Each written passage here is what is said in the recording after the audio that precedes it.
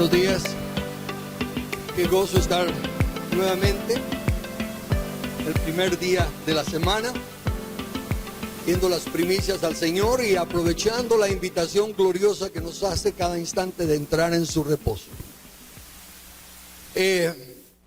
Como han pasado algunas semanitas desde la última plática, quiero regresar y para aquellos que no han oído la serie puedan entender un poquito las locuras que voy a decir. Me recuerdo de un hermano, Dennis Peacock, un hombre al que respeto y admiro mucho, un gran expositor del reino de Dios. Cariñosamente cada vez que me encontraba me decía: ¿qué nueva herejía tienes ahora? Porque para algunos la luz que el Señor me ha dado pues ha parecido herejía en aquel entonces, ¿verdad? Pero el tiempo ha comprobado las cosas. Entonces quiero recordar que la serie que estoy hablando viene desde que leí esa porción donde Pablo dice que el misterio que había estado escondido desde antes de la fundación del mundo, ninguno de los llamados profetas, reyes, ministros del Antiguo Testamento lo había entendido. Eso me hizo cuestionar. Sí, Daniel recibió la palabra de Dios, pero no la entendió. Si David entendió la palabra de Dios, recibió la palabra de Dios, pero no la entendió. Si Moisés recibió la palabra de Dios y no la entendió, sus interpretaciones de lo que oyeron estaba equivocado o limitado. Entonces regresé a la Biblia ya con ojo crítico a ver si encontraba esas cosas. Y se recordarán, desde el principio encontré con que Abraham no cumplió ninguna de las 3 cosas que Dios le dijo: vete de tu tierra, de tu parentela y de la casa de tu padre. No se fue de su tierra. La Biblia dice: su padre salió y se lo llevó. O sea que fue circunstancial. No dejó a su padre, se quedó con él hasta que se murió. O sea que también fue circunstancial. Y no dejó a Lot. Y Dios no le habló durante todo ese tiempo porque no estaba llenando los requisitos. Y cuando se separó de Lot, dice: dijo entonces Jehová a Abraham después que Lot se separó de él. Pero ni aún ahí aprendió la lección, porque cuando nació su hijo, Dios le dijo: a la tierra que yo te mostraré y haré de ti una nación grande allí, ¿verdad? En la tierra que te mostraré. Pero él mandó a traer una esposa de su parentela para Isaac. Y luego Jacob mandó a traer una esposa de su parentela, ¿verdad? Se fue a casar con sus primas. Así que dije: de veras que Abraham no cumplió nada. Se cumplió circunstancialmente. ¿Por qué? Porque Dios dice: mi consejo permanecerá y se hará lo que yo quiero. Se hace con tu apoyo y tu voluntad, o de todo modo se hace. Así de sencillo. Y luego me encuentro a David diciendo: mira, yo quería, le decía a su hijo Salomón, yo quería construir una casa, pero Dios me dijo que yo no podía porque era hombre de sangre, pero me dijo que iba a levantar a un hijo mío que se iba a llamar Salomón y que él construiría la casa, así que ahora, hijo mío, hazla. Dije: ¿cuándo se lo dijo? Y regreso a leer las otras 2 porciones donde Dios le dice al profeta Natán: ve y dile a David, tú no me vas a construir casa. Yo no he pedido que me construyan casa, pero después de que tú duermas con tus parientes, o sea, después de que te mueras, yo levantaré a uno de tu descendencia y él me edificará casa. Salomón estaba vivito y coleando cuando David dijo eso. Así que no fue después de su descendencia. Además, Dios nunca mencionó Salomón. Dijo: uno de tu descendencia. Y ciertamente el Cristo viene de la descendencia de David y él sí le edifica casa a Dios. Nosotros somos la casa que él está edificando. Así que me he encontrado con esas cosas. Y al seguir leyendo, empecé a darme cuenta de algo y le llamé... me puse varias premisas, pero solo voy a recordarles 2. Primero, la premisa de que la Biblia interpreta la Biblia, y la segunda, la inmutabilidad de Dios. Quiere decir esto, que el Nuevo Testamento se interpreta a la luz del Antiguo Testamento. Por eso es que la iglesia está en un estado de niñez, porque ya no le dedican tiempo al estudio del Antiguo Testamento. solo al Nuevo Testamento. Y el Nuevo Testamento se tiene que interpretar a la luz del Antiguo. La gran mayoría de imágenes, especialmente en Apocalipsis, las bestias, la mujer con el sol y la luna y las dos estrellas, están explicados en el Antiguo Testamento. Pero lo han descuidado. Entonces, el Antiguo se interpreta a la luz del Nuevo Testamento, y el Nuevo Testamento es el que explica al Antiguo Testamento. En el Antiguo Testamento está la esencia, el Nuevo Testamento la amplía, como hizo esto, en este caso, el apóstol Pablo. Eso me llevó a lo que estamos estudiando. Primero, el reino y la escatología a la luz de lo explícito e implícito.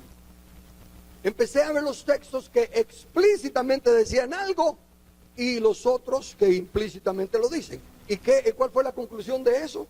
Que no hay un solo verso explícito que diga que nos vamos a ir a vivir al cielo, pero hay 10 explícitos que dicen que nos vamos a quedar a gobernar la tierra.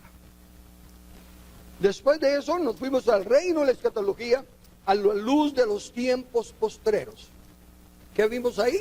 Que lo que los profetas decían, en el tiempo postrero va a pasar esto, los apóstoles dijeron en su tiempo presente, esto es lo que dijo el profeta Ezequiel, que los tiempos postreros del llamado Antiguo Testamento se cumplieron en el tiempo de Jesús y los apóstoles, o sea, en nuestro pasado. Ya no tenemos que estar esperando todos esos tiempos finales que fueron el fin del siglo pasado, y eso nos trae al tercero, el reino y la escatología a la luz de lo que los siglos significan en la Biblia. Vimos que la palabra aión, que es la que se traduce siglos en la Biblia, no significa 100 años, sino que significa una era, una etapa. Significa varias cosas. Por ejemplo, yo voy a tomar solo 3, edad o era, para ilustrar el cumplimiento del siglo pasado. Sí, les mencioné que el 3 habla de la totalidad, y que en 3, Dios lo hace casi todo en 3, por lo tanto en 3 siglos. Edad o era, para ilustrar el cumplimiento del siglo pasado. Corriente de este mundo o afán de este siglo, para ilustrar el siglo presente, y eternidad y el siglo venidero, para señalar el futuro. Como ya vimos lo del siglo pasado, hoy me voy a dedicar a hablar del siglo presente. ¿Por qué? Porque está identificado como la corriente de este mundo o el afán de este siglo. Y eso es en lo que nos tenemos que enfocar. Gracias a Dios por el pasado, que nos sirva de ejemplo, que nos sirva de base para entender nuestro presente, y vivamos bien nuestro presente para heredar nuestro futuro. Entonces, en el presente, la corriente de este mundo. ¿Qué es la corriente de este mundo? Y se recuerdan uno de los consejos, ir a la mansaburros, ¿verdad? Ir al diccionario y ver qué significa. Corriente, método de procedimiento establecido y ordenado. Un procedimiento que ya está establecido y ordenado. Manera habitual, lo que hacemos por hábito. La forma de proceder, la forma de vida o conducta, una serie de acciones. La corriente de este mundo, entonces, significa que ese procedimiento establecido ya está ese procedimiento establecido y ordenado. Y todos nosotros fuimos entrenados en ese procedimiento, en esa corriente de este mundo. ¿Y cómo nos dice la Biblia de esta corriente? En Efesios 2, 1 y 2, dice Pablo, Él os dio vida a vosotros cuando estabais muertos en vuestros delitos y pecados, en los cuales anduvisteis en otro tiempo siguiendo la corriente de este mundo. ¿Y cómo es la corriente de este mundo? Conforme, ¿qué es conforme? De acuerdo a, conformado a, conforme al príncipe de la potestad del aire, el espíritu que ahora opera en los hijos de desobediencia. Esa es la corriente, ese es el sistema que estaba establecido. ¿Cuál era la palabrita? Que estaba establecido y ordenado. Entonces, dejarse llevar por la corriente en el río, ¿verdad? Es fácil. Recuerdo una vez cuando joven, pertenecía a un equipo de fútbol de la del ABI, la Asociación de Bienestar Infantil, y fuimos a jugar a un departamento. Y de regreso paramos, ¿verdad? La camioneta paró y había un río, pero el lugar donde llegamos la corriente era fuerte y la otra mitad por alguna razón era más templadita. Todos se tiraban, nadaban lo de la corriente y llegaban a lo... Pues era uno queriendo encajar en el grupo y yo también me tiré a la corriente y a puras penas logré llegar al otro lado. Y después de que se terminó el asunto ya nos llaman para regresar al bus. Nadar contra la corriente. No pude. Tuvieron que hacer cadena para sacarme. Así que dejarse llevar por la corriente es fácil. Y lo mismo es en nuestra vida. La gran mayoría de las cosas que hacemos ya las hacemos por hábito, por costumbre, por cultura, lo que ustedes le quieran llamar. Pero es el siglo de este mundo. Recuérdense que desde Adán hasta Cristo, el postrer Adán, el único que estaba enseñándole a la humanidad era el príncipe de este siglo. Dios, o sea, el pecado nos apartó de Dios, no había comunión, que es la misma palabra para comunicación. Entonces la humanidad, después de Adán, dejó de conocer principios y valores dados por Dios y empezó a aprender, de acuerdo al diccionario del príncipe de este siglo, a creer en todo aquello que sus 5 sentidos le pudieran probar. Y el conocimiento que todos tenemos lo hemos adquirido a través de los 5 sentidos. Todo lo que hay dentro de nuestra mente entró por los 5 sentidos. Y esa es la forma en la que nosotros hemos estado navegando. Algunos arrastrados por la corriente, otros disfrutando, haciendo mariposa y tantas otras cosas, pero siempre en la corriente. En la corriente. Entonces notemos que al andar en ese siglo se están dando conforme al príncipe de este siglo. Y ahí ya tiene más sentido las palabras de ¿quién es? ¿Pablo o el autor de Hebreos? Uno de los dos, está en la Biblia, que dice que el hijo, aunque es heredero de todo, en nada, ¿qué? Difiere del esclavo. La iglesia, ante corrientes como la que nos ha venido en los últimos años, ha manifestado que no puede nadar contra la corriente y en nada difiere del esclavo.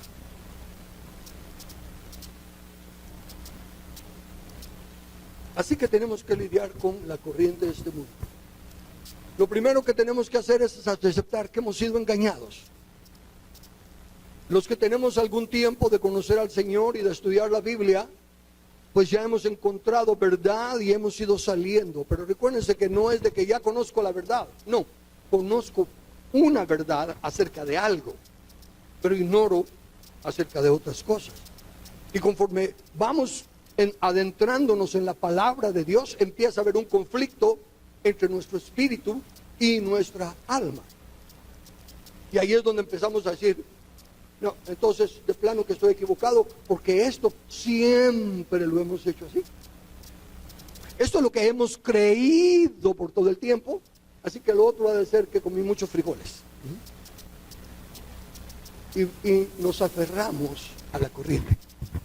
Es más fácil dejarse llevar por la corriente.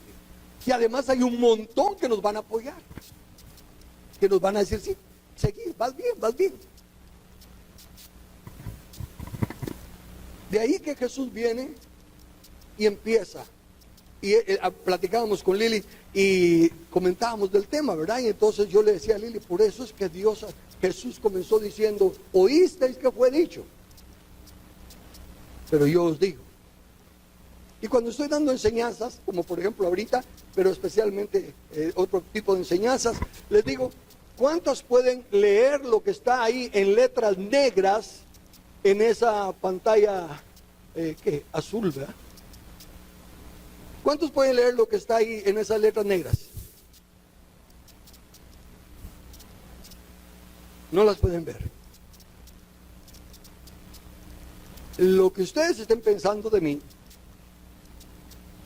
es lo que el pueblo judío pensó de Jesús.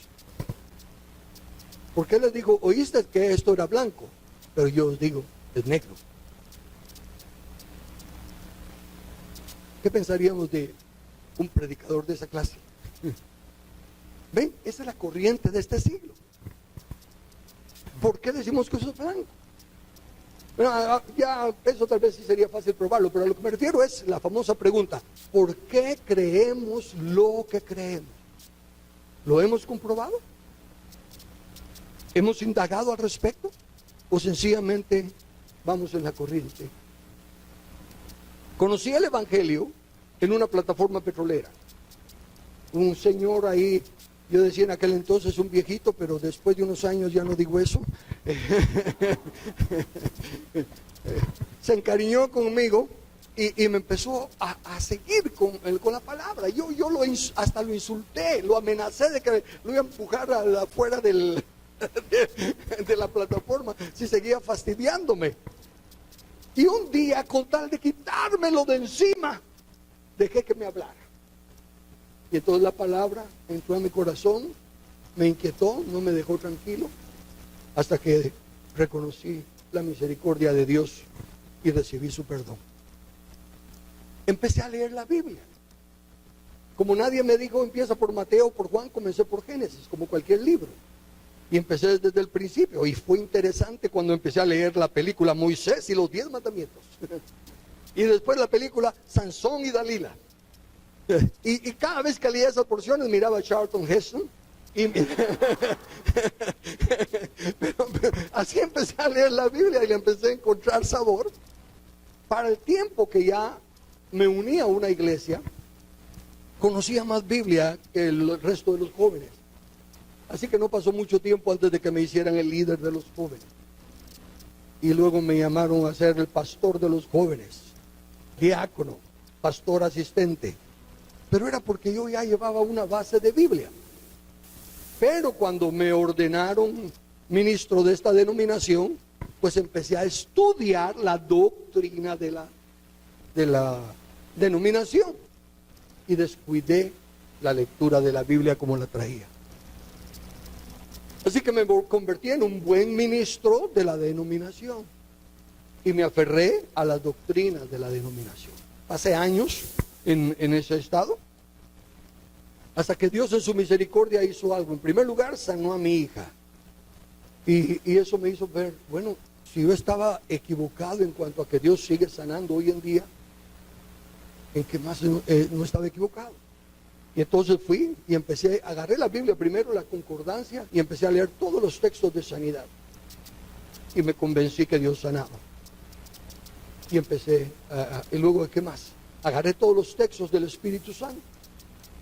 Y me convencí a mí mismo con las Escrituras de que ciertamente el Espíritu había una parte del Espíritu que me había traído a Cristo, que me había sellado por la redención, pero que había otra porción de Cristo. Otra porción del Espíritu Santo, un bautismo que capacitaba con poder. Y como yo en la denominación nadie lo creía, yo no decía nada. Y cuando fui bautizado con el Espíritu Santo tampoco decía nada. Porque yo dije, mientras no vino el poder de prueba, no digo nada. Pero había en la congregación un hombre que siempre me llevaba a la contraria y me cuestionaba. Era un hombre muy intelectual, era portugués, pero de Angola, África, y que en la invasión de Cuba él se quedó en Nueva Orleans y perdió todo, y como el Señor nos permitió ministrarle y ayudarle, pues él se hizo miembro de la iglesia, y él siempre me preguntaba y me cuestionaba todo lo que hacía. Y un día se para, casi llorando, y dice, ¿qué le pasó a usted? Usted era un pastor verde, pero ahora es un pastor bueno. Nunca entendí qué significaba verde, pero... Y me cuestionó, ¿a usted le pasó algo? Díganos qué le pasó. Y entonces tuve que confesar que había experimentado el bautismo con el Espíritu Santo. Y ahí me di cuenta pues que el poder no era mente sanar enfermos, que de hecho fui usado en orar por enfermos y todo. Pero vi que el poder era más para ser testigo con la palabra. Y eso empezó a transformar mi entendimiento. Volví a lo que había dejado, a leer la Biblia todos los días, comenzando en Génesis, terminando en Apocalipsis, cada año. Y lo he venido haciendo ya por más de 40 años. Y eso es lo que en su misericordia Dios usa para iluminar mi entendimiento. Entonces ya con esa base Jesús viene y en Lucas 14:26 dice: si alguno viene a mí y no aborrece a su padre y madre y mujer e hijos y hermanos y hermanas y también su propia vida, no puede ser mi discípulo. ¿Cómo puede Jesús decir eso? Imagínense eso. Eso no está en nuestra corriente. Porque el amor de madre solo hay una. Y todo lo demás. Y aborrecer a la esposa que dice que es para toda la vida. Y aborrecer a los hijos de nuestra propia sangre. ¿Por qué choca?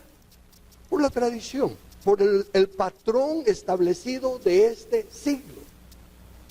Y el Señor está, ahí sí que como dice un hermano, operando sin anestesia.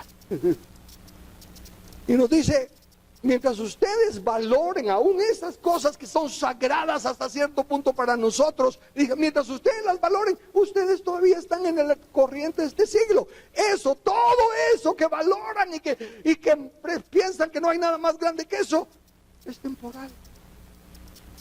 Va a dejar de ser. Pero la relación conmigo es eterna.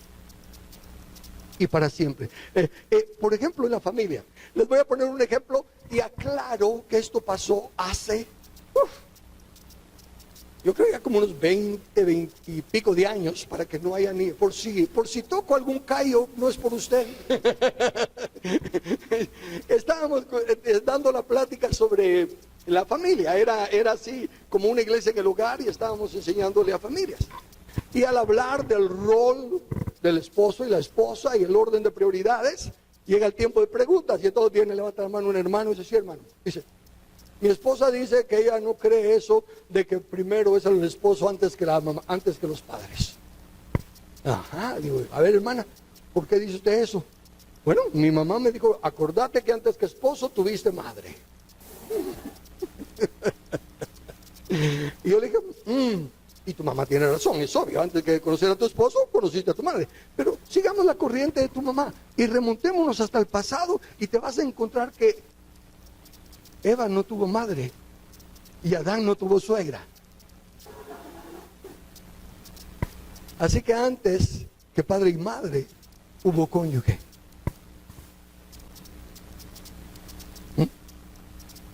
Entonces el punto que estoy ilustrando es la corriente de este mundo, los valores, las definiciones de las palabras de este siglo, si no en su totalidad, en su gran mayoría, son tomadas del diccionario del príncipe del aire. Permítame expandir esto, ya me han oído, pero no hace clic. Las palabras, así como en el Antiguo Testamento, los profetas, los reyes y todos oyeron las palabras de Dios, su forma de pensar, la corriente de este siglo, la corriente de este mundo, les daba otra interpretación. Ellos pensaban que todo lo que se decía era para ellos. No sabían que la palabra es para todo hombre en todo el mundo. Entonces, de igual manera, hoy en día hay palabras que para nosotros tienen un significado que no es el de la Biblia. Y como estamos tan acostumbrados ya a este siglo, nos cuesta renunciar a él. Por ejemplo, el amor. Hablábamos en otra ocasión acerca de que cómo encontrar a la pareja ideal, ¿verdad? Él o ella. Cómo encontrar al príncipe azul, cómo encontrar a la bella durmiente, ¿verdad? Pero es bajo los conceptos de este siglo. Y entonces hablamos de que, por ejemplo, en ciertas culturas,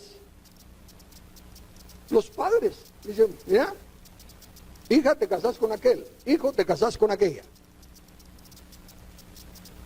Precisamente en la iglesia en la que conocí el Evangelio, había una chica de otra descendencia que se despidió de la congregación, se despidió de nosotros los jóvenes en aquel entonces. ¿Por qué? Porque se regresaba a su país a casarse. ¿Con quién? Con el que tienen escogido allá. Y entonces hablábamos, ¿puede ese matrimonio ser feliz? Ni se conocen. Bueno, algo así como Isaac y su esposa, ¿no? Y esos matrimonios tienen menos problemas, porque cada quien acepta su rol. Hasta donde estén equivocados, están equivocados. En el no valorar a la mujer como igual en el sentido de precio, valor, estima, dignidad, pero nunca en función. Y entonces no tiene tanto problema. Pero, ¿cuáles son la mayoría de los problemas nuestros? Ya no me traes flores, ya no me compras chocolate. Un montón de conceptos de este siglo. Pero nos caen mal porque ya estamos acostumbrados a los otros. Por ejemplo, este texto de Proverbios 27:6. Fieles son las heridas del que ama, pero importunos los besos del que aborrece. Ese texto está feo, porque imagínense que el que ama lo va a herir a uno. No, el que nos ama no nos hiere.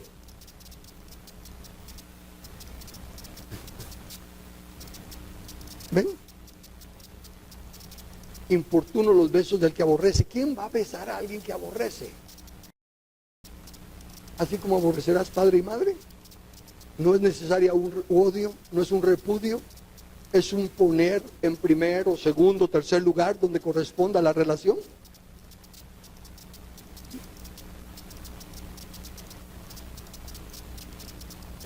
Y dice entonces el texto que estamos considerando que es el espíritu, que todavía ese diccionario está operando, pero en los hijos de desobediencia.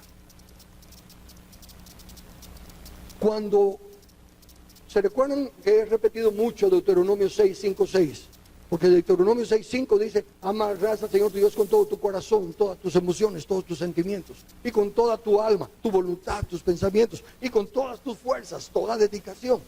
Y cuando ya se hace eso, aparentemente ya se hizo todo. ¿Qué más se puede hacer? Nada. Entonces viene Dios y dice: bueno, ya que hiciste todo lo que puedes hacer, ahora escúchame. El versículo 6: estas palabras que yo te ordeno estarán sobre tu corazón. En otras palabras, no importa lo que sientas, si yo te digo lo contrario, lo que yo digo es lo que cuenta. En otras palabras, lo que a ti te guste, lo que tú anheles, si yo te digo lo contrario, eso es lo que cuenta. Y Jesús lo simplifica para nosotros diciendo: si me amáis, ¿qué? Guardad mis mandamientos. Jesús no nos pide sentimiento. Gracias a Dios que tenemos emociones y sentimientos. Gracias a Dios que podemos llorar delante de Él o gozarnos delante de Él. Pero Él no nos pide eso. Eso es para que nosotros nos sintamos bien. Porque qué rico se siente cuando uno llora delante del Señor y dice: y uno se desahogó. Pero Dios lo que pide es obediencia. Y Él dice: ese me ama. Es muy obediente. No llora tanto, no se ríe tanto, no profetiza tanto, pero es obediente a la palabra. Entonces, Romanos 12:1 y 2 vuelve a tomar nuestra atención. En el presente siglo, en la corriente de este mundo, necesitamos cambiar esa corriente. Y dice: así que, hermanos, os ruego por las misericordias de Dios que presentéis vuestros cuerpos en sacrificio vivo, santo, agradable a Dios, que es vuestro culto racional. Déjenme rápidamente desglosar ese versículo. En primer lugar, se nos está pidiendo por las misericordias de Dios. ¿Y a quién se le extiende misericordia? A los pecadores, a los culpables. A un justo no se le extiende misericordia, a un justo se le hace justicia. Misericordia se le extiende solo a aquel que no lo merece.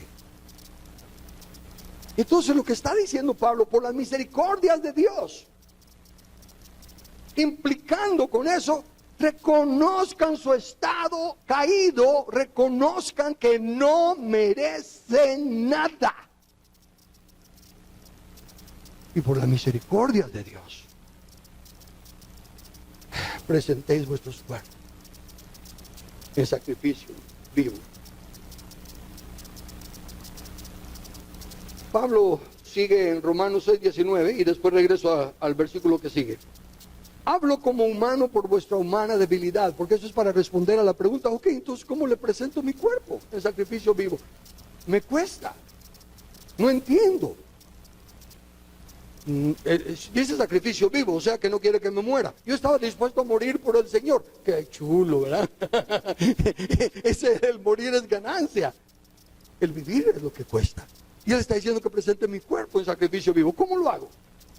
Os ruego, bueno, hablo como humano por vuestra humana debilidad, que así como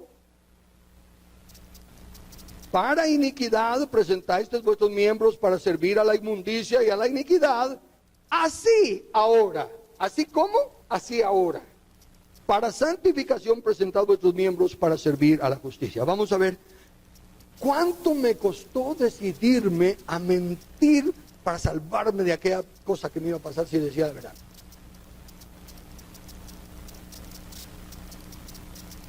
No. ¿Y cuánto tiempo pasé orando y ayunando para ver si hacía lo que me gustaba?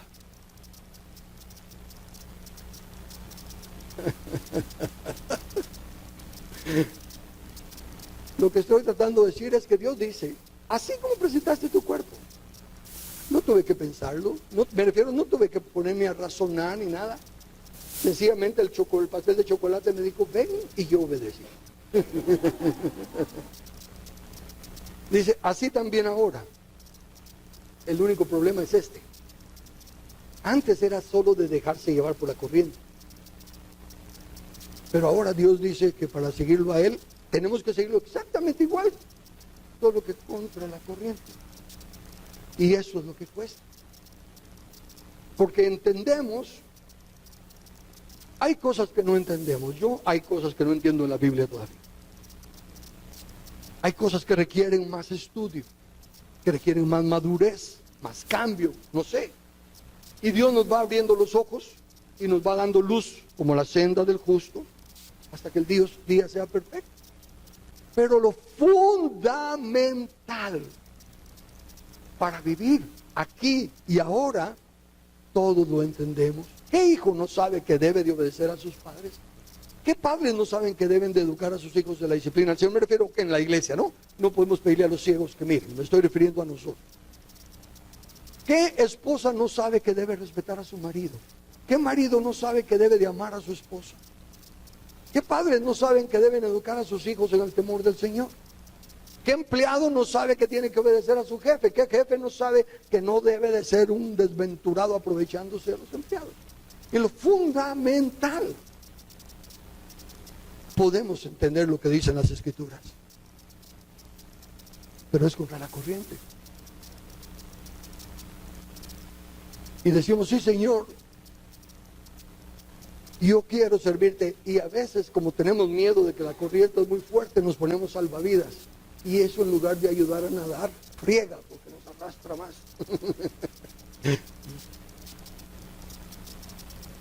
Lo que estoy diciendo es, hermanos, el Señor nos está advirtiendo con su palabra.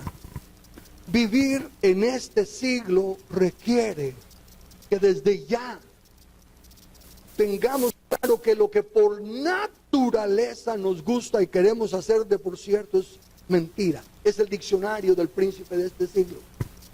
Aún las buenas obras. Recuérdense que hay cosas que uno piensa, eso es malo y eso es bueno.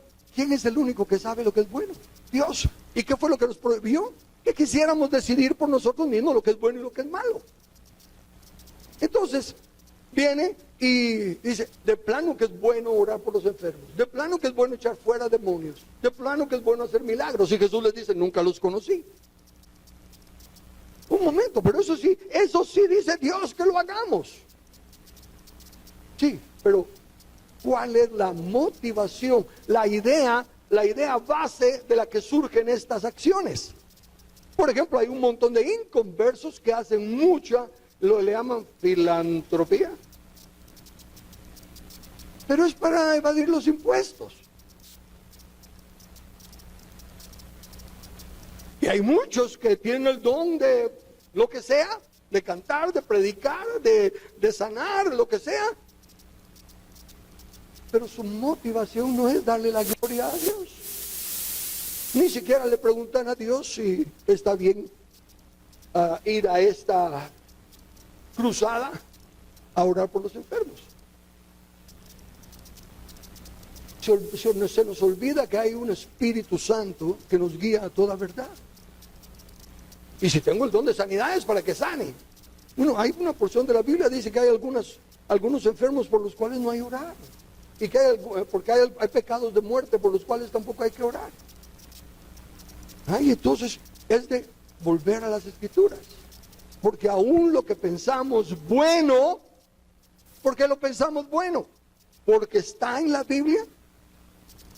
Ya leímos la Biblia y como los ¿de dónde? De Berea, nos convencimos que es así, o es la corriente de este siglo en la iglesia. Porque no vamos a preocuparnos de la corriente de este siglo en el mundo, ahí no hay otra, pero en la iglesia, a tal grado que aún en los seminarios ahora ya hay denominaciones, y de las que antaño eran las denominaciones firmes, le llamamos las tradicionales, pero en lo básico, en lo fundamental eran de las más fuertes, ahora ordenando pastores homosexuales. Y estaba viendo ahí, que no perdí mi tiempo leyendo, pero estaba viendo ahí en Facebook que había un debate entre los católicos o metodistas, no me recuerdo quién eran, que apoyan la ideología de género y los que la rebaten. Yo no voy a perder mi tiempo con un evangélico que quiera que discutamos acerca de la ideología de género.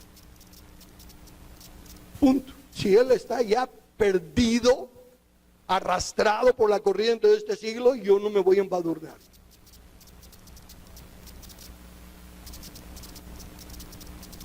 Entonces, aún, insisto, tenemos que volver a pensar nuestras creencias evangélicas.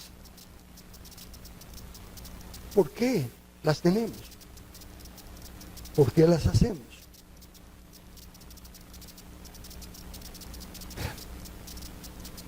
Y lo lindo del caso es que dice, así como presentaste vuestros miembros. ¿Y cómo los presentaste? Automáticamente. Ni lo pensamos dos veces, porque ya estaba el método de procedimiento establecido y ordenado.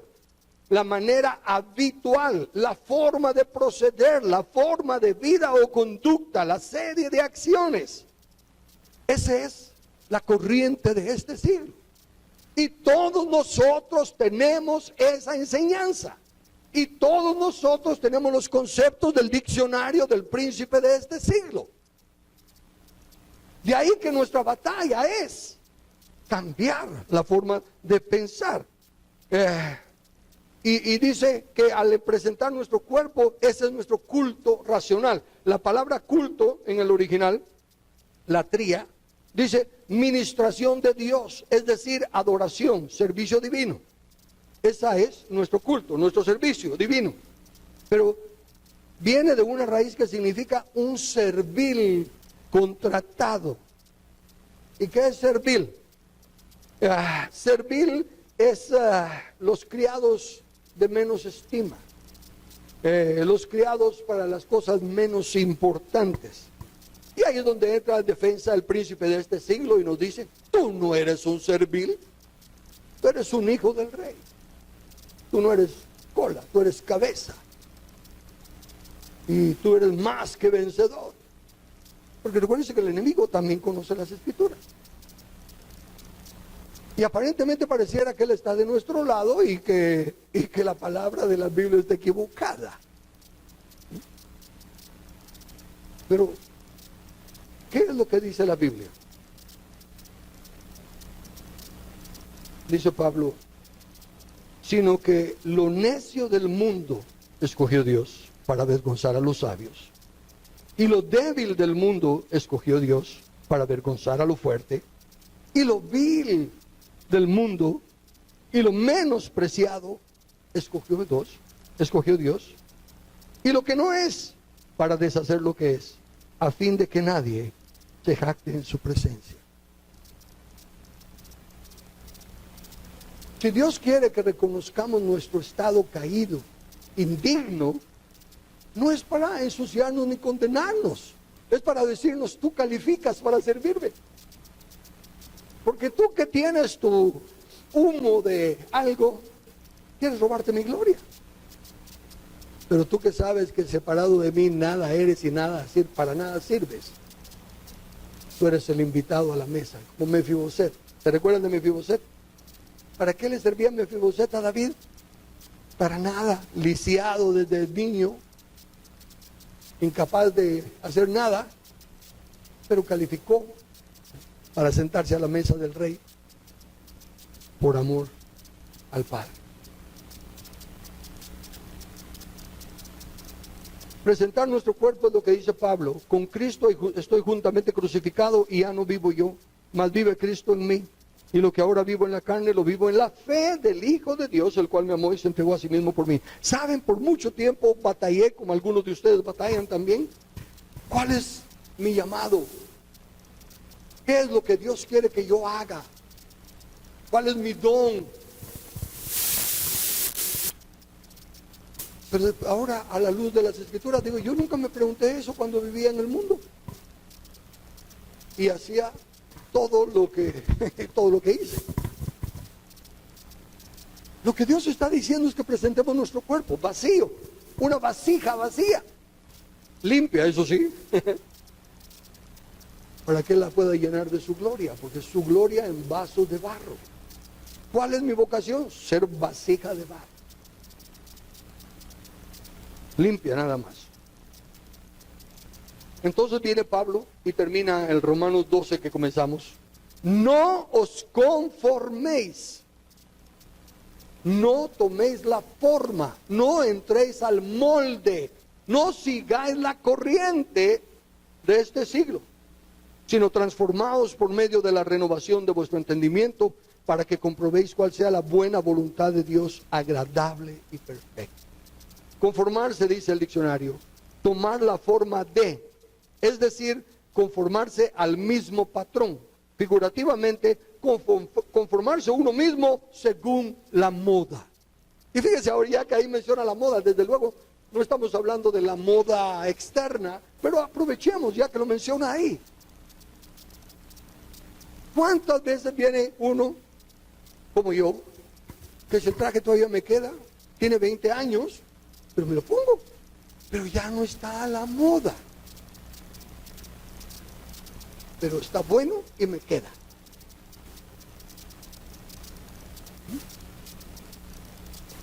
De ahí que lo mismo es con las cosas eclesiásticas, para no decir del espíritu. Viene la moda, o como le llama la Biblia, vientos de doctrina. Y a esta iglesia ya no voy porque ahí no está el sangoloteo y la risa y no están a la moda. O a esta otra iglesia no voy porque ahí no tienen una alabanza buenísima. O ya, me explico, la moda. La palabra de Dios no cambia la premisa que estoy usando, el Dios inmutable. Él lo que quiere es obediencia. Él lo que quiere es la disposición del corazón. Que su palabra esté por encima de nosotros, sobre nuestros deseos. De ahí que la renovación de nuestro entendimiento solo se adquiere en el estudio de la palabra. Y como dije al principio, hay cosas que necesitan más estudio, hay cosas que necesitamos que otros nos enseñen. Dios lo ha diseñado así para que ninguno se crea la mamá de Tarzán. A menos que sea evangélica. El punto al que voy es, tenemos que trabajar en equipo. Ninguno de nosotros va a llegar a la estatura del varón perfecto solo o sola. Tenemos que trabajar en equipo. Pero el punto sí es cada uno individualmente tiene que estar comiendo la palabra. No vamos a un restaurante el domingo y comemos sabrosísimo y luego durante la semana empezamos a ver qué quedaron de lo que ya se comieron otros para mantenernos en la semana.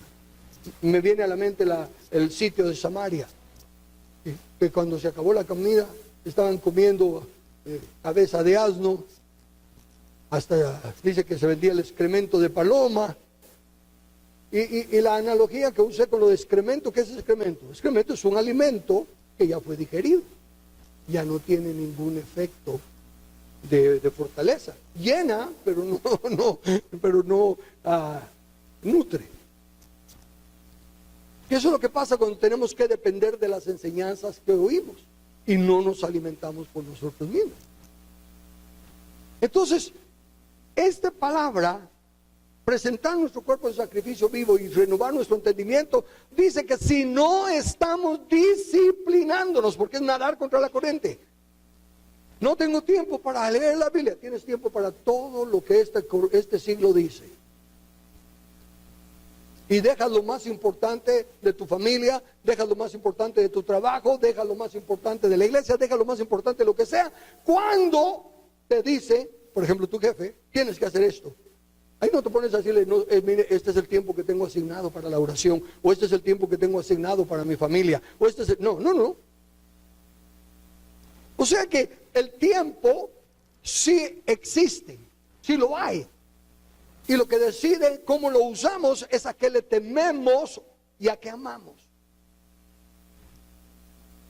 Si amamos más a Dios, tenemos tiempo para Dios. Si le tememos en ese temor de que Él es un juez justo y que aunque nos ama, no nos puede bendecir si no nos ponemos de acuerdo con Él, entonces vamos a encontrar tiempo. ¿Y en qué parte de la Biblia dice que necesitamos entenderla para leerla todo el tiempo? No, dice que nosotros nos dediquemos a la palabra. Yo, como les digo, empecé a leer y era emocionante leer las películas, pero luego llegaban Números y a Levíticos y eso era aburridísimo en manera. Pero lo leía. Y sigo leyendo. Y todavía no le hallo sentido el montón de nombres que ni puedo pronunciar. Pero lo sigo leyendo. Porque dice que no solo de pan vivirá el hombre. Hay comida, niños melindrosos. Ay, no, eso no me gusta. Pero es bueno, pero no me gusta. Así es con la palabra. Niños melindrosos. De ahí que el punto principal que les estoy en esta primera forma. La corriente de este siglo nos está arrastrando siempre conforme al príncipe de la potestad del aire. Pongan eso en su mente. A mí me ayuda poner en mi mente cuadros que me choquen. Y este cuadro me dice que cuando yo me dejo llevar más por la corriente de este siglo, por las circunstancias, el hábito, la costumbre, como se ha hecho siempre, me pongo la imagen de que el Señor me está diciendo Carlos, y el príncipe de este siglo me está diciendo Carlos, y yo digo, espérame, Señor, detesto esa imagen. Y por eso la pongo delante de mí. Porque rehusar hacer lo que clara y específicamente sabemos, porque es muy difícil nadar contra la corriente. En asuntos de política, ahorita estoy en una situación en la que el Señor me iluminó un programa, un plan con lo que pudiéramos transformar Guatemala. Y lo he compartido con personas que están en una posición más privilegiada que yo para llevar adelante esto. Pero la corriente de este siglo pesa más para ellos que establecer el reino.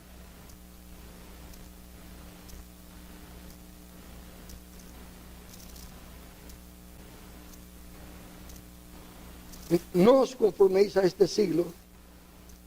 El apóstol, esa misma fraseología en el original se encuentra en otro versículo, en otra porción, primera de Pedro 1:13 al 16. Por tanto, ceñid los lomos de vuestro entendimiento. Sed sobrios y esperad por completo en la gracia que se os traerá cuando Jesucristo sea manifestado.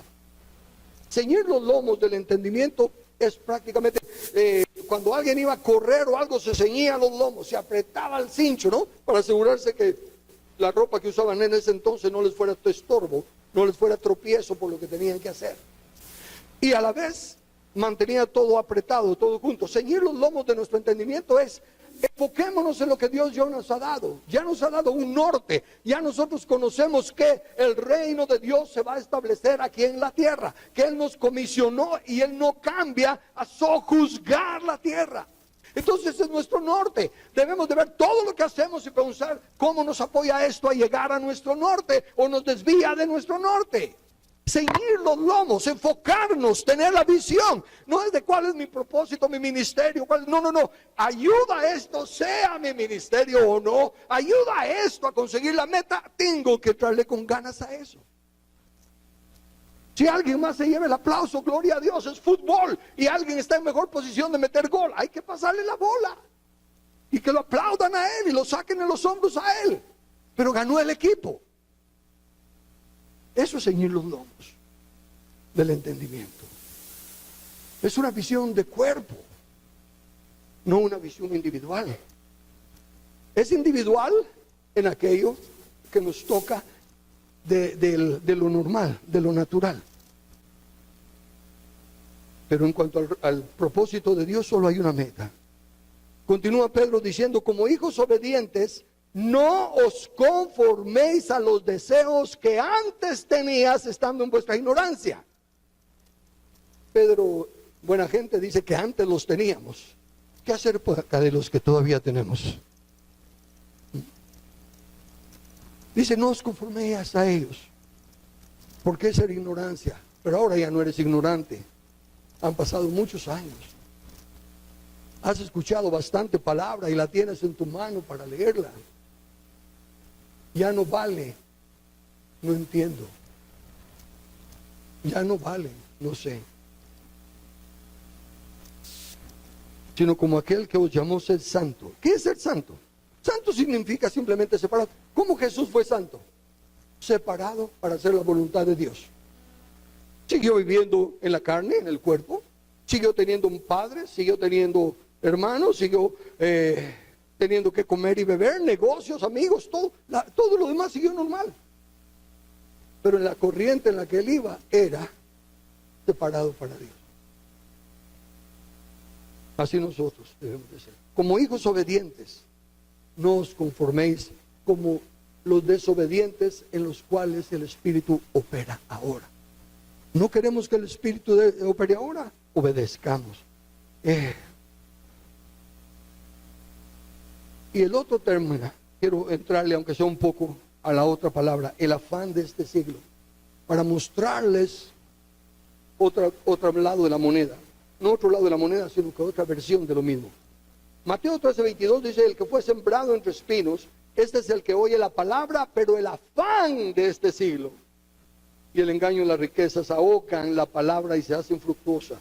El afán de este siglo ahoga la palabra. Escuchamos el mensaje o leemos la palabra y entendemos lo que dice, pero entra el afán de este siglo. Ahora, ¿qué es el afán de este siglo? De plano que es pecaminoso, es robar, es matar, es adulterar. No. La palabra afán, al igual que riqueza, no tienen un significado negativo. El significado de afán es esfuerzo o empeño grande, un deseo intenso o aspiración de algo. Afán de comprender o afán por comprender. Es un esfuerzo, un empeño grande. Podemos afanarnos por algo. No necesariamente que sea pecado. Afanarnos por entender la Biblia y no acostarnos hasta que no entendamos y todo. Es un afán. Y no estamos pensando hacer nada pecaminoso. Pero la raíz de la que esa palabra viene significa a través de la idea de distracción. O sea, ser solicitado o estar al cuidado de algo. Cuando somos solicitados, estamos en esto y, Carlos, mira qué cosa. Somos solicitados, nos distrae de lo que estamos haciendo. O si estoy aquí, pero estoy viendo que no se vaya a caer aquello, estar al cuidado de lo que está haciendo, dice, la raíz significa partir, repartir, compartir, desunir, dividir. El afán entonces es algo que nos distrae del propósito correcto, aún para hacer algo bueno, pero no va a apoyar. Eso es lo que me ha costado transmitir. Creo entenderlo en mi mente y en mi corazón para mí, pero me ha costado transmitirlo, de que aún cosas buenas distraen de la meta. Y por eso es que tenemos que tener en nuestra mente el origen, sojuzgar la tierra. Y debemos de tener en nuestra mente y corazón la eternidad puesta en el corazón del hombre. Si queremos entrarle a la eternidad que Dios tiene para nosotros, debemos de comenzar por reconocer la meta. Como a Abraham se le dijo 3 cosas y no las hizo, así está la iglesia hoy en día. No está haciendo lo que Dios le ha dicho. No está tratando de poner a los enemigos de Cristo por estrado de sus pies. Por eso Dios no habla, por eso Dios no trae una nueva revelación. Porque no estamos haciendo lo que ya sabemos, lo que ya nos dijo claramente.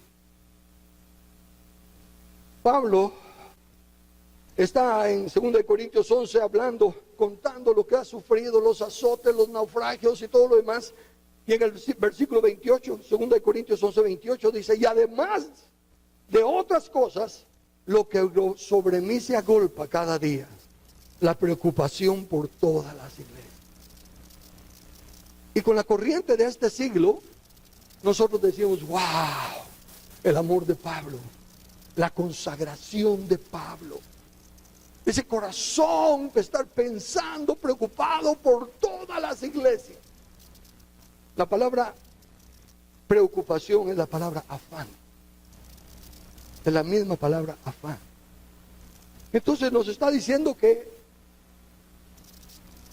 esa carga que tiene por todas las iglesias no es buena por una sencilla razón. No puede hacer nada. Puede interceder, eso lo puede hacer sin afanarse. Puede escribir, eso lo hace lindamente. Pero estar preocupado, afanado por lo que está pasando en todas las iglesias, traigámoslo mejor a casa. Nuestros hijos ya lejos, nuestros hijos casados, queremos estar al tanto de ellos. Por ejemplo, digamos Joana. ¿Qué le está pasando a Joana y todo? ¿Qué podemos hacer si le está pasando algo?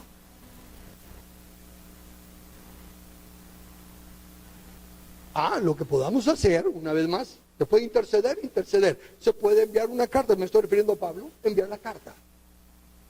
Pero no cargarse con lo demás, porque eso lo distrae del llamado que Dios le ha dado.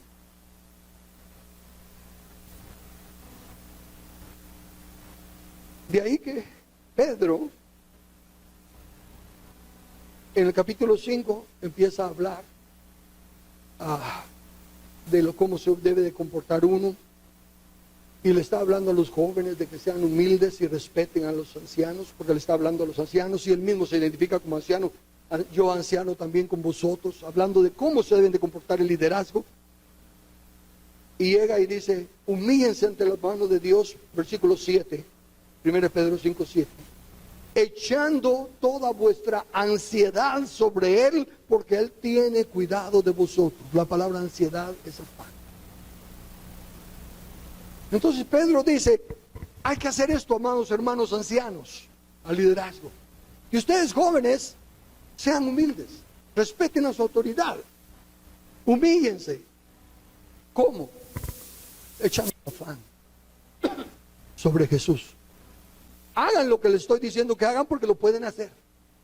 Pero los demás que quisieran hacer, Lo demás que consideran que sería el ideal, si no está en sus manos, déjenlos en Dios. Déjenlos en Jesús. No estén quemando rueda sin caminar. Es lo que he llamado la silla mecedora. Dale que va, taca, taca, taca, y no se llega a ningún lado. Y se gasta toda la energía que se pudo haber usado para otra cosa. Entonces, llegando a aterrizar con este tema, recordemos que nuestra batalla no es contra los enemigos que Cristo ya venció. A Dios gracias, aquí entre nosotros no perdemos el tiempo predicando sobre el diablo. Ya está vencido. Creemos que nuestro Señor Jesús lo despojó, como dice la Escritura. Pero, ¿por qué sigue siendo entonces el príncipe de este siglo? Pues remontémonos al principio. Adán, con todo el poder, con toda la autoridad, sin ninguna circunstancia adversa negativa. Y el diablo, sin ningún poder, solo con la astucia que todavía tiene. Hizo que Adán cuestionara la palabra de Dios. Y cuando Adán cayó, desde que Adán cayó hasta que Cristo, el postrer Adán, vino, todo ese tiempo hubo un vacío de poder. Porque Dios dice que el hombre justo, aún jurando en daño suyo, no por eso cambia. Y cuanto más Dios delegó la autoridad al hombre, y por el hecho de que Adán cayera, no le quitó la autoridad al hombre. Pero tampoco se la podía dar a ninguno más, porque no había justo ni siquiera uno. Y mientras no viniera el Cristo, hubo un vacío de poder. Y ahí fue donde el diablo hizo de la suya. No por poder, sino porque pudo engañar a todos que ya no tenían ninguna comunión con Dios. ¿Y por qué es el príncipe de este siglo? Porque la iglesia, al igual que Adán, con todo el poder, he aquí os doy potestad de echar fuera serpientes y escorpiones. Te doy autoridad sobre toda la fuerza del enemigo y nada te dañará. Las puertas del Hades no prevalecerán contra ti. Con todo el poder. Pero escuchando el afán de este siglo, la corriente de este mundo, y deja un vacío de poder. Por eso el diablo sigue siendo el príncipe de este siglo. Y aquí es donde entra la advertencia para nosotros. Y me predico a mí ahora. No puedo cambiar Guatemala. No puedo cambiar ni siquiera al resto de la iglesia. He estado tratando. Ese ha sido mi carga, mi corazón, mi dolor todo el tiempo. Hasta que vengo a esa palabra y entiendo que estoy afanado. Que debo de quedarme en lo que sí, por la gracia de Dios, puedo hacer. Tengo la dicha de escribir y voy a seguir escribiendo, plasmando lo que Dios me está mostrando, para que algún día, como digo, a uno nunca le creen mientras está vivo, pero después de muerto se hace famoso. Así que haya algo que me haga famoso después de que esté muerto.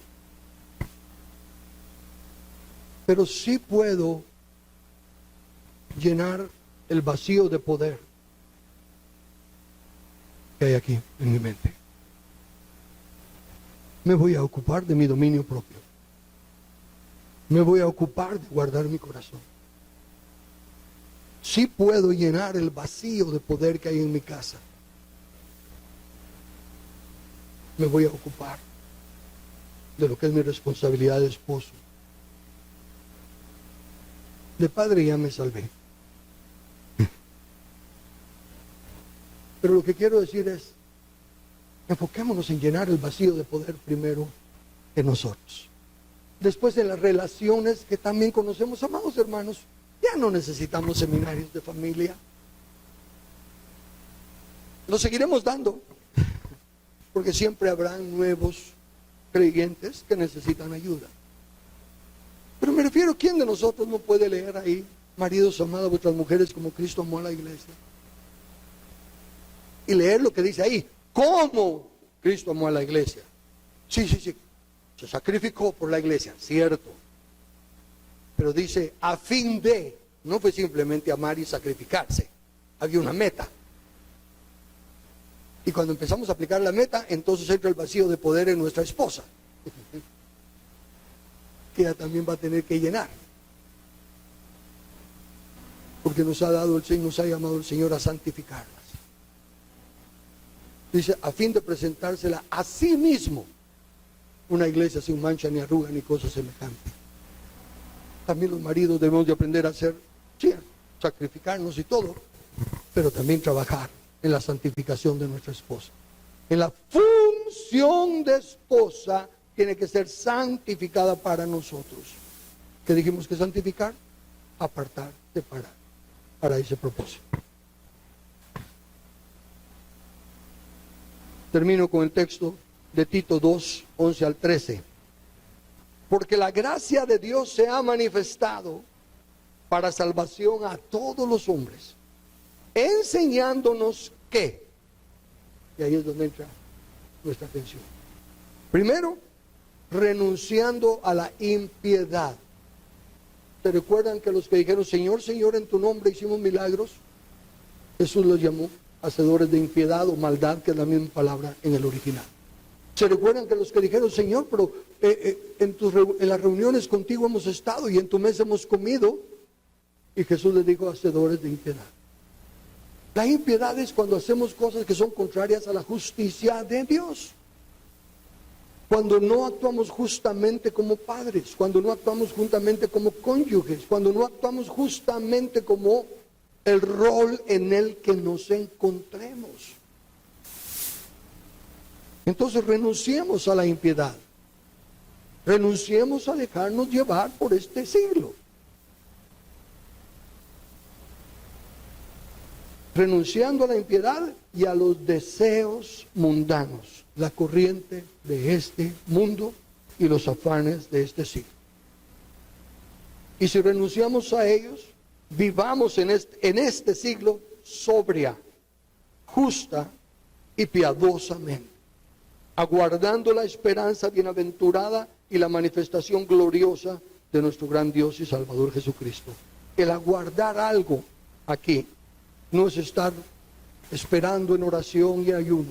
No, dice, primero nos dedicamos a renunciar a la impiedad y a los deseos mundanos. Primero empezamos a hacer lo que es sobrio, lo que es lo formal, lo que es lo necesario, lo que es justo. Y justo es que cada uno de nosotros funcionemos nuestro rol, nuestra función, como dice la Biblia, no como la corriente de este siglo, no como a lo que nos han habituado, que aunque pensamos que era una cosa linda, bonita y todo, pero es del príncipe de este siglo, no es el diseño de la Biblia. Entonces tenemos que luchar contra la corriente y ser fieles al diseño de la Biblia, aunque no encaje con el patrón de este siglo. De esa manera, cuando el Señor venga, hay un texto que me salté, pero voy a regresar a él porque creo que mejor ese es el que sería el apropiado. No recuerdo dónde lo tengo, no te preocupes, pero es el que Jesús dice, es en Lucas.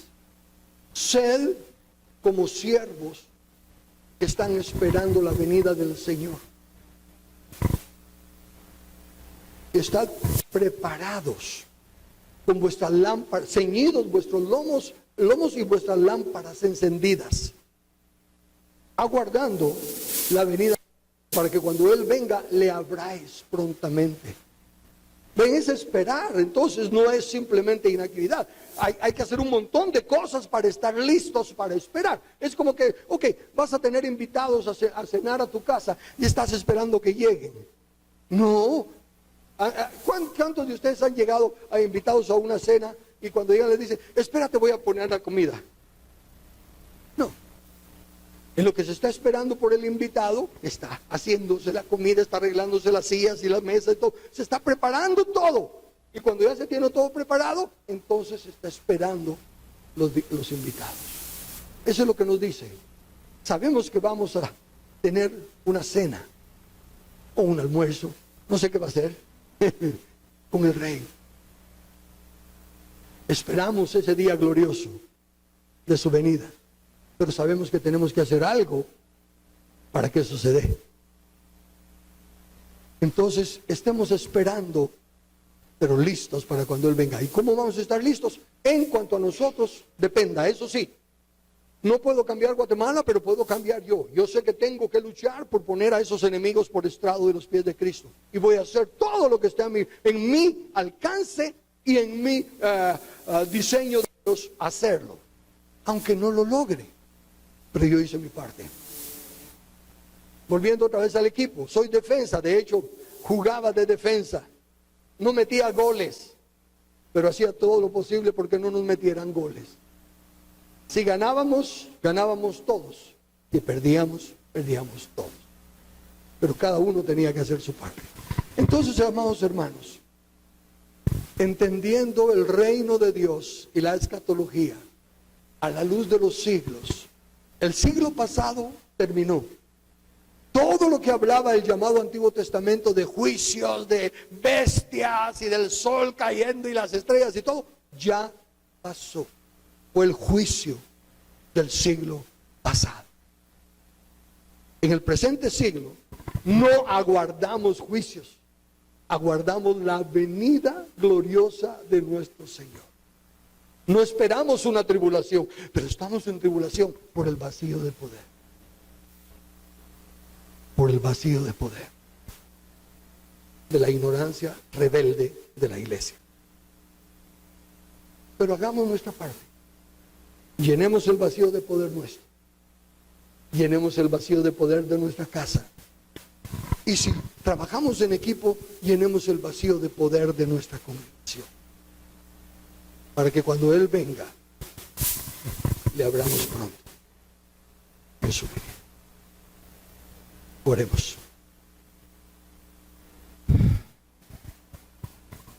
Amado Padre, tu palabra es tan maravillosa y a la vez que consuela, confronta, y a la vez que sana, hiere, dependiendo de la condición en la que te recibimos. Estamos agradecidos, yo estoy agradecido por la luz de tu palabra, por la gracia inmerecida que tú has derramado. Y el anhelo de nuestro corazón, Señor, eso sí tú lo conoces.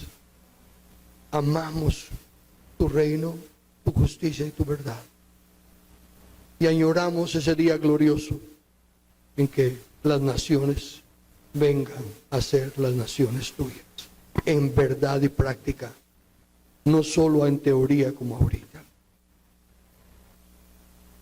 Te damos gracias por la luz que nos has dado